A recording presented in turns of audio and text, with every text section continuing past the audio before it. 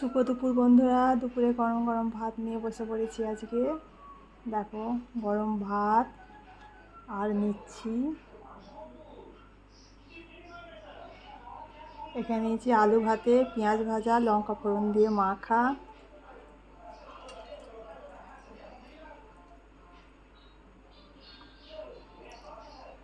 এখানে আছে পুঁই শাক, মাছের মাথা দিয়ে পুঁই শাক আছে,